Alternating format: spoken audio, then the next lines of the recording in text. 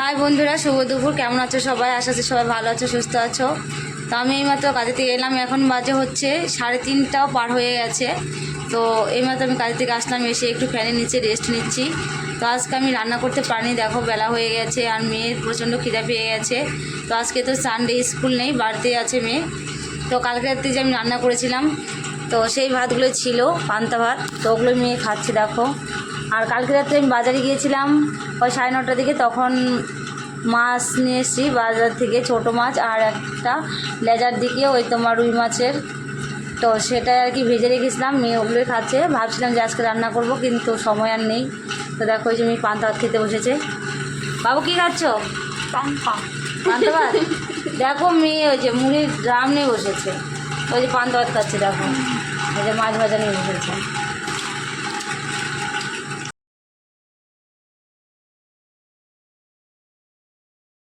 বলছি খিদে পেয়ে গেছে, তার মানে খিদে পেয়েছে সেই জন্য।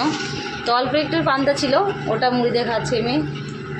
তো এই তো আমাদের জীবন বন্ধুরা, আর কি বলবো, মানে কখনো পান্তা খেতে হয়, কখনো না খেয়ে থাকতে হয়, আবার কখনো খেয়ে থাকি।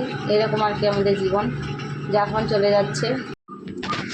আমি স্নান করে নিলাম, কারণ তোমরা তো দেখতেই পেলে আমি কাজে থেকে এসে আগে একটু রেস্ট নিলাম। মেয়ে ভাত খেলো, পান্তা ভাত, আর আমি রেস্ট নিলাম 5 মিনিটের মতো, কারণ আজকে আমার রান্না ছিল না, কারণ রান্না করিনি, তোমরা তো সেটা দেখতেই পেয়েছো। তো আমি কাজে থেকে এসে আগে কিন্তু 5 মিনিটের মতো রেস্ট নিই, সেটা আমার কাজকর্ম থাক আর নাই থাক। কাজকর্ম থাকলেও আমি আগে রেস্ট নিয়ে নিই, তারপরে কাজকর্মগুলো করি। কারণ আমি কাজে থেকে এসে 5 মিনিটের মতো রেস্ট না নিলে আমি কিন্তু পারি না, অস্থিরতা লাগে আর প্রচণ্ড টায়ার্ড হয়ে পড়ি।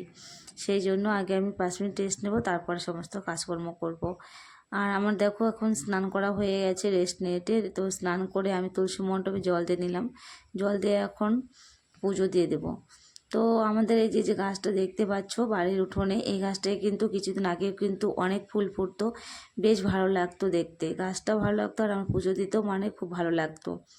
ইদানিং কয়েকদিন থেকে দেখতে পাচ্ছি বেশি ফুল ফুটছে না, 5-6টা করে ফুটছে।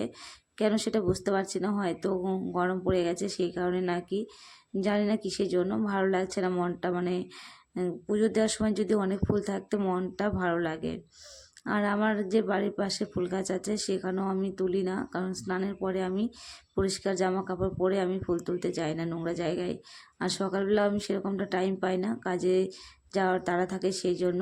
তো বন্ধুরা, আজকের মতো এখানে ভিডিওটি শেষ করছি।